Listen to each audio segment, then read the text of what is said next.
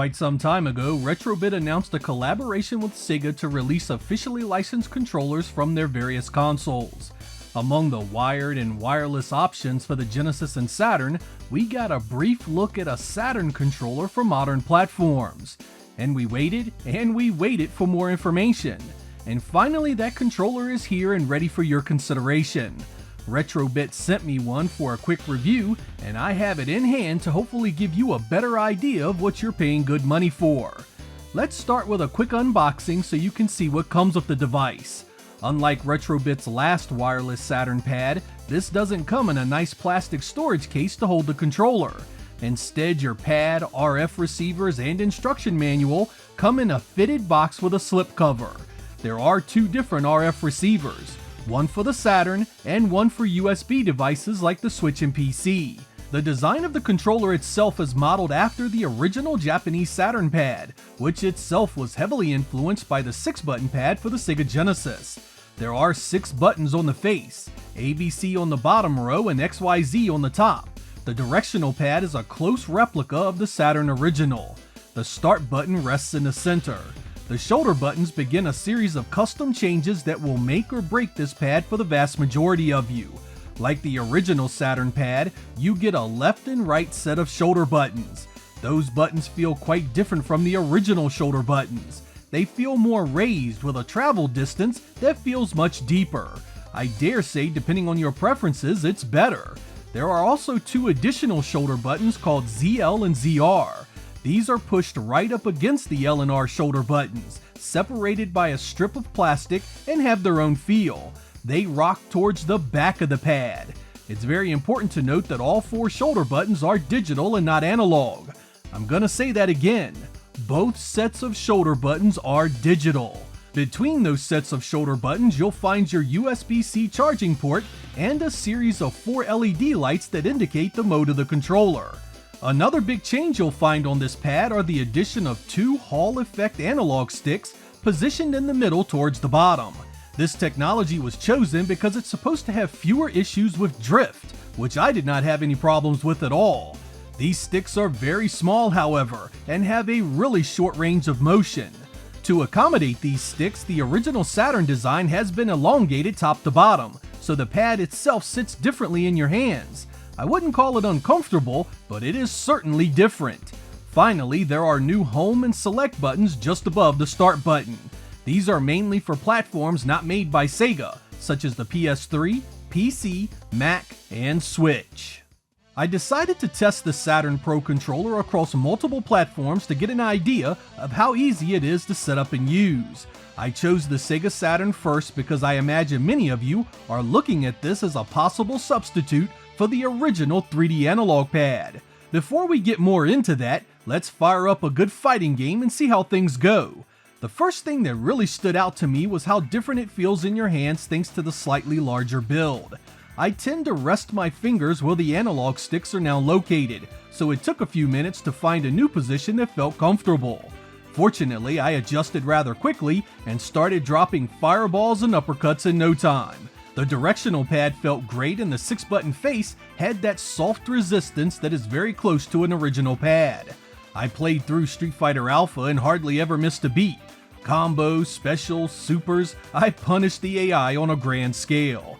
I also wanted to play something that used the L and R triggers heavily, so I decided to go with Panzer Dragoon 2.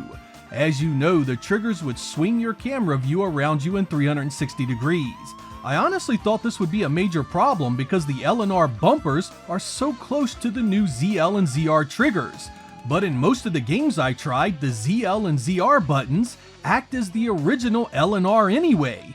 Retrobit must have seen a potential issue with the triggers being so close and decided to raise the forward L and R buttons so they set just slightly above the new ZL and ZR triggers. This allows your fingers to easily rest on the L and R and press them without hitting the new set and vice versa. Needless to say, for normal non-analog Saturn gaming, this pad was a resounding success. Round 2, fight!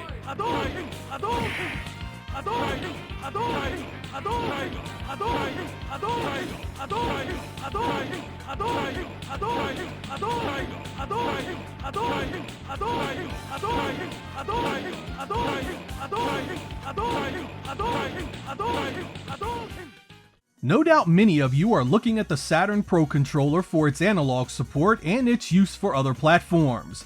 Getting the Saturn Pro controller in analog mode is as simple as holding Start and B for a few seconds, which lights up the second LED in the row of 4 at the top. The Saturn had nearly 70 games that supported the original 3D control pad, and because the 3D control pad was also backwards compatible with the Arcade Racer and Mission Stick, you also get compatibility with those games as well. I popped in the original Daytona USA, which was Arcade Racer compatible, and it picked up the Saturn Pro controller as if it was the actual Arcade Racer. It was really rough trying to control it with that tiny analog stick, but I did get used to it and did okay after about 10 minutes. To test Mission Stick compatibility, I went with Space Harrier, which actually had a special Japanese pack-in promotion with the original device back in the day. The Saturn Pro Pad performed as expected and gave me no issues to speak of. Space Harrier fared much better with the small analog stick of the Pro controller, and I was raining death and destruction in no time. For 3D control pad testing, I chose a more varied suite of titles that included Nights into Dreams, Daytona USA Championship Circuit Edition, and Sky Target. I chose these because the Pro controller does not have analog shoulder buttons, and I was quite curious to see how the games fared with that. Needless to say, quite a few games were outright broken. Nights into Dreams has analog control for the character movement, but the shoulder buttons do not perform the acrobatics, nor does it activate the air brakes by pulling L and R triggers together. In fact, in analog mode, the L and R triggers do nothing at all when using Nights. Which is really weird because when you are running around as one of the children, the L and R spin the camera just fine. The game is clearly looking for an analog button for Knight's air brakes and acrobatics, and since there are none, they simply do not function. This issue also cropped up in Daytona USA Championship Circuit Edition. In the options, the game clearly sees the Saturn Pro controller as the 3D control pad, but when you try and play it, the L and R triggers do not initiate the gas and brakes, which means the game is 100% unplayable as intended. This motivated me to pull out games like Sega Rally Plus, Minx TT, and Sega Touring Car to see if they had the same problems. They did indeed, picking the Pro controller up as the 3D analog pad and the L and R triggers not functioning properly in those games. In Sega Rally Plus, the accelerator was stuck to low pressure, and nothing else pressed on the pad would alter that. You went one single speed and that was it. Minx TT again saw the Saturn Pro controller as the 3D analog pad, and again the triggers failed to function. As soon as the race started, you were incapable of movement.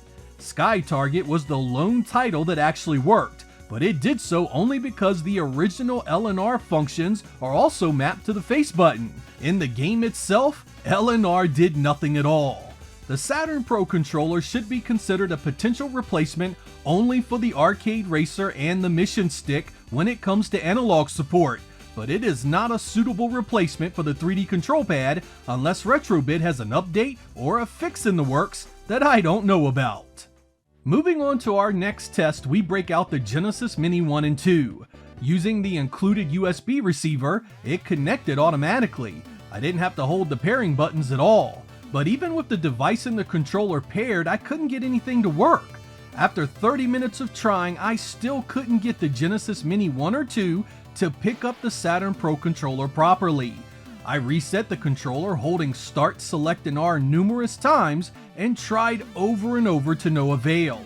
I also tried putting the controller in both its standard digital and analog modes, getting no further with that. I gave up and moved on, and I still don't know if the issue was specific to me or to my controller. On the PlayStation 3, things went much better. It picked it up as what appeared to be a regular PS3 controller. The Saturn Pro controller also has the L3 and R3 stick buttons and rumble support, so it looks as though this device would be a great addition to the PlayStation 3 library. It doesn't have the 6-axis motion features, however, so be aware of that if the game you are playing forces it on you. On PC, it also proved itself by having both direct input and X input modes. I jumped into a few of my Steam games with no issues at all, and when used with a few of the emulators I tried, I was also very happy with the results. NES, Neo Geo, Genesis, Super Nintendo, and even MAME work like a charm. I've read that some people are having disconnect issues on PC, but I never ran into that myself. I can definitely give those of you interested in this as a retro gaming pad on the PC a big thumbs up. Finally, I gave the Switch a go. When used there, the Switch sees it as essentially a Pro Controller. I ran around briefly in Zelda, killed a few bad guys in Metroid Dread, and then played a few of the NES games that's part of their online service.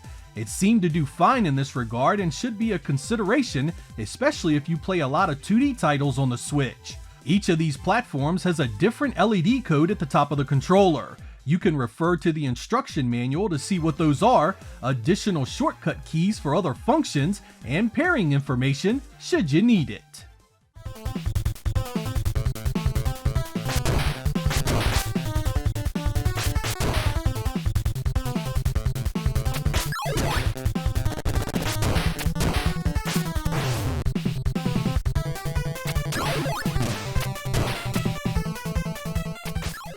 The Saturn Pro Controller is an overall nice product that can be a wonderful choice for the right situation. However, its biggest issue is the lack of support for the very platform it's targeted at specifically. On the Saturn, this is not an acceptable or viable replacement for the 3D control pad. The lack of analog triggers isn't a situation about preference. It literally breaks some games completely. Anything that relies on the triggers in analog mode will not work correctly here. This is not the case with Arcade Racer and Mission Stick titles, but it is an important omission nonetheless. I was also stunned at the problems I encountered on the Genesis Mini 1 and 2. For that to pop up is a real head scratcher when every other device seemed to work fine. From a build quality standpoint, I was very happy with it outside of the larger footprint that made holding the controller feel strange. It may also be of importance to you to understand that these analog sticks are tiny, and if you have larger hands, it's possible this may feel terrible for you. For what it's worth, battery life was seemingly very nice. I charged it up before testing it, and had plenty left afterwards. Retrobit claims 10 plus hours of game time for about 2 hours of charging, and it seems that's a fair number. It is extremely important to note that the Saturn Pro Controller is a $50 device. No small fee considering the normal Retrobit wireless Saturn controller is $15 cheaper, and a Brook adapter that lets you use pretty much any controller you want with the Saturn and Dreamcast is $5 cheaper itself. With the broken 3D control pad support, many of you may want to consider an alternative route. The Saturn Pro Controller still has many possible uses, however, and if you need a solid option for the Switch, PlayStation 3, and PC, this one may be exactly what you need. I'm Sega Lord X. Thank you guys for watching, and I will catch you next time.